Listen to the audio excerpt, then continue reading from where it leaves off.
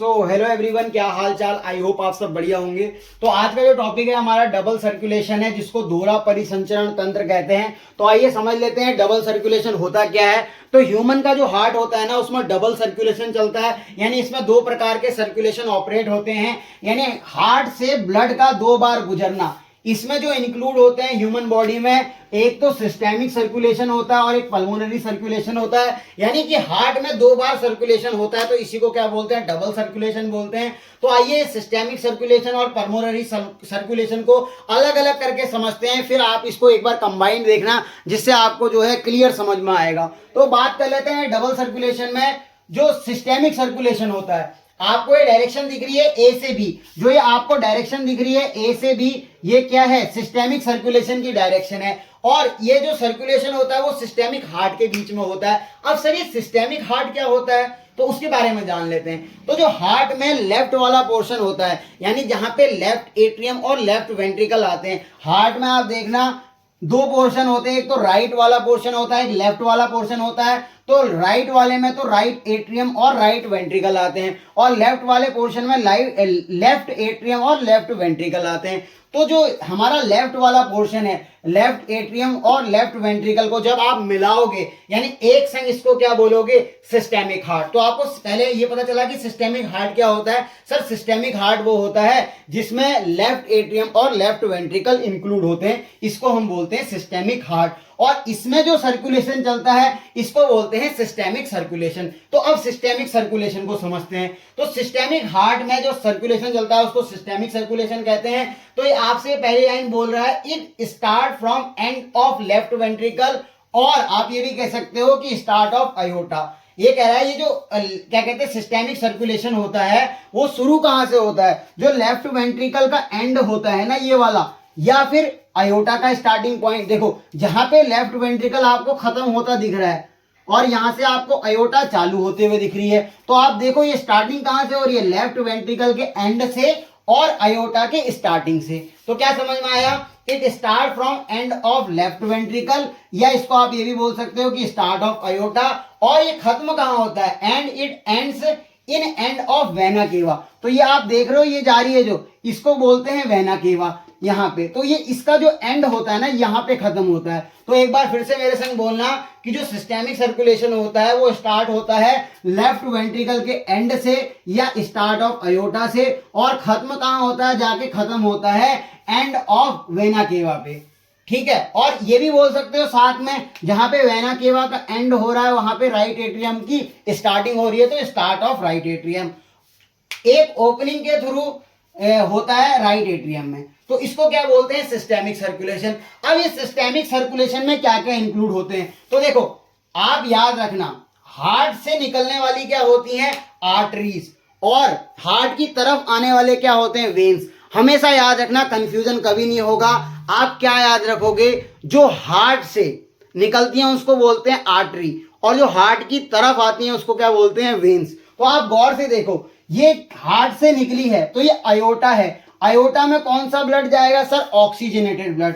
तो अयोटा ने क्या करा, ऑक्सीजनेटेड ब्लड को पंप किया, और ये ऑक्सीजनेटेड ब्लड जो ब्लड है वो किसमें गया, छोटी छोटी आर्टरीज में, क्योंकि अयोटा जो है ना छोटी छोटी आर्टरीज में टूटती है, फिर ये आर्टरी से आर्टेरियोल्स में जाता है, और फिर कैपिलरीज के थ्रू वेन्यूल्स में, फिर वेन्स में, फिर वेना केवा में। तो आपसे पूछा जाए कि सिस्टेमिक सर्कुलेशन क्या होता है, इस सिस्टेमिक सर्कुलेशन में क्या होता है कि ये अयोटा से ब्लड जाता है किसमें, छोटी छोटी आर्टरीज में जाता है, आर्टरी फूटती हैं आर्टेरियोल्स में, फिर ये ऑर्गन्स में ब्लड जाता है, ऑर्गन से कैपिलरीज में, फिर ना मतलब कैपिलरीज में जाता है, फिर वेन्यूल्स में, फिर वेन्स में, फिर वेना केवा में आ जाता है फाइनली। तो डीऑक्सीजनेटेड ब्लड कहां पे आ जाता है, राइट एट्रियम में आ जाता है। तो आपको इतना पोर्शन समझ में आया कि सिस्टेमिक सर्कुलेशन क्या है। तो एक बार आप जो है सुनना, सिस्टेमिक सर्कुलेशन क्या होता है। ये स्टार्ट होता है एंड ऑफ लेफ्ट वेंट्रिकल या स्टार्ट ऑफ अयोटा से, और ये एंड होता है कहां पे, एंड ऑफ वेना केवा या स्टार्ट ऑफ राइट एट्रियम। तो इसमें जो सीक्वेंस चलता है वो अयोटा से आर्टरी, आर्टरी से आर्टेरियोल्स, आर्ट्रियोल से कैपिलरीज, कैपिलरी से वेन्यूल, वेन्यूल से वेन, फिर आता है वेना केवा में। तो ये एक बार ब्लड आ गया तो इसको जो है सिस्टेमिक सर्कुलेशन बोला। अब ऐसे ही साइमल्टेनियसली पल्मोनरी सर्कुलेशन होता है, पहले आप इसको नोट करो, फिर इसको समझते हैं पल्मोनरी सर्कुलेशन को, और फिर डबल सर्कुलेशन को एक बार बढ़िया से समझेंगे। तो आइए बात कर लेते हैं अगले सर्कुलेशन के ऊपर, पल्मोनरी सर्कुलेशन क्या होता है। तो मैंने आपको बताया कि क्या कहते हैं, ह्यूमन बॉडी में एक तो सिस्टेमिक सर्कुलेशन होता है और एक पल्मोनरी सर्कुलेशन होता है। इन दोनों सर्कुलेशन को जो है साथ में क्या बोला जाता है, डबल सर्कुलेशन बोला जाता है। तो आपसे पूछे कि डबल सर्कुलेशन क्या होता है, तो ह्यूमन बॉडी में सिस्टेमिक सर्कुलेशन और पल्मोनरी सर्कुलेशन जो है आपस में मिलकर डबल सर्कुलेशन बनाते हैं। तो जो सेकंड टाइप का पल्मोनरी सर्कुलेशन होता है वो कैसे होता है, तो मैं आपको बता दूं, मैंने आपको ये बताया था कि लेफ्ट एट्रियम और लेफ्ट वेंट्रिकल मिला के सिस्टेमिक हार्ट बनाते हैं। तो यहाँ पे जो राइट साइड वाला हार्ट होता है जिसमें राइट एट्रियम और राइट वेंट्रिकल होते हैं, इसको बोलते हैं पल्मोनरी हार्ट।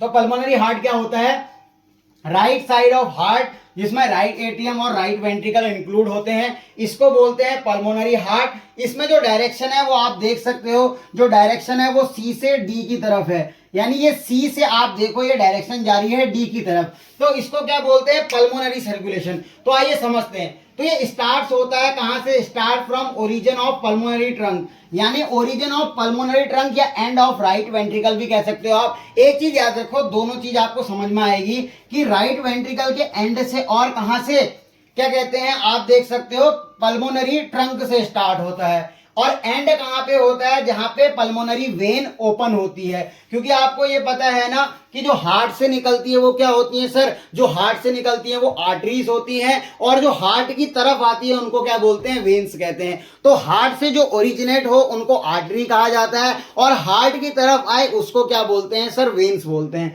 तो मैंने आपको क्या बताया कि ये जो क्या कहते हैं पल्मोनरी सर्कुलेशन होता है, ये स्टार्ट होता है कहां से, राइट वेंट्रिकल के एंड से या पल्मोनरी ट्रंक की शुरुआत से, और एंड कहां पे होता है सर, ये होता है लेफ्ट एट्रियम पे, जो कि लेफ्ट एट्रियम का ओरिजिन वाला पॉइंट है, या इसको आप बोल सकते हो कहां पे, पल्मोनरी वेन पे। तो पल्मोनरी वेन का ही मतलब क्या है, it is left atrium origin. तो आपको समझ में आया कि ये डायरेक्शन क्या है। अब ये इंक्लूड क्या करता है सर, ये इंक्लूड करता है पल्मोनरी ट्रंक को। देखो पल्मोनरी ट्रंक से तो निकल रहा है, तो डीऑक्सीजनेटेड ब्लड कहां से आ रहा है, पल्मोनरी ट्रंक से। पल्मोनरी ट्रंक से वो प्यूरिफाई होने के लिए कहां जाएगा, लंग्स में। तो जब वो लंग्स में जाता है तो पहले पल्मोनरी ट्रंक में जाता है, फिर पल्मोनरी आर्टरीज में जाता है, फिर आर्टरियोल्स, आर्टरी किसमें टूटती है, आर्टरियोल्स में टूटती है, फिर आर्टरियोल से वो कहां जाता है, कैपिलरीज में जाता है, कैपिलरी से वेन्यूल्स में जाता है, फिर वेन्यूल से फाइनली वेन में जाता है। तो आपको एक चीज देखने को मिलेगी, जैसे आपको जनरली पता होता है कि आर्टरी में जो है ऑक्सीजनेटेड ब्लड होता है और वेन्स में डीऑक्सीजनेटेड ब्लड होता है, बट इस केस में थोड़ा सा अलग हो जाता है। क्या अलग होता है, देखो आप गौर करो, यहां पे जो है ना हार्ट से निकली आर्टरी, तो ये पल्मोनरी ट्रंक या पल्मोनरी आर्टरी भी कहते हैं इसको। तो जो ये पल्मोनरी ट्रंक है ना, ये पल्मोनरी ट्रंक में कौन सा ब्लड है सर, देखो ध्यान से, डीऑक्सीजनेटेड ब्लड है। हार्ट ने क्या किया, डीऑक्सीजनेटेड ब्लड पंप किया, और वो फिल्टर कहां पे होगा सर, फिल्टर होगा लंग्स पे।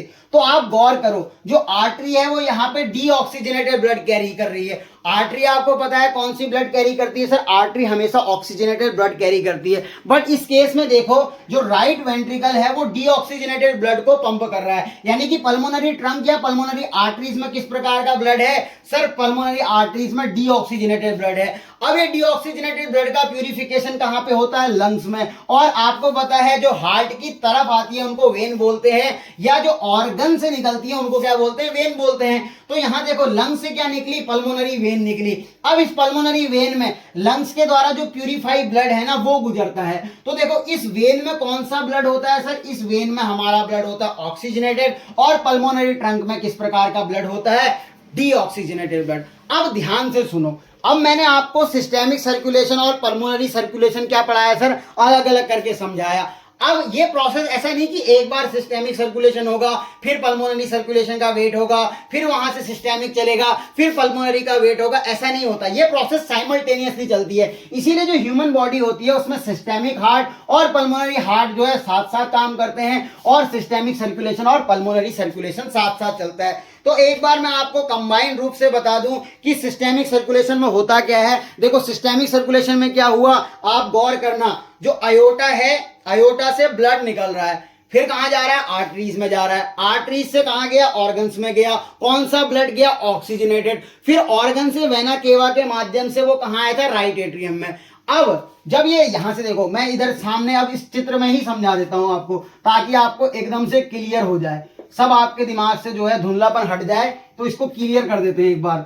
इसको मैंने मिटाया, अब देखना होगा क्या, ये वाला कौन सा चल रहा है, ये हमारा चल रहा है पल्मोनरी सर्कुलेशन। सिस्टेमिक सर्कुलेशन कैसे चलेगा, देखो यहां से अयोटा निकलती है, अयोटा में देखो आपको ये पता है कि वैसे हार्ट कौन सा ब्लड पंप करता है, हार्ट यहाँ पे अयोटा से ऑक्सीजनेटेड ब्लड पंप करेगा।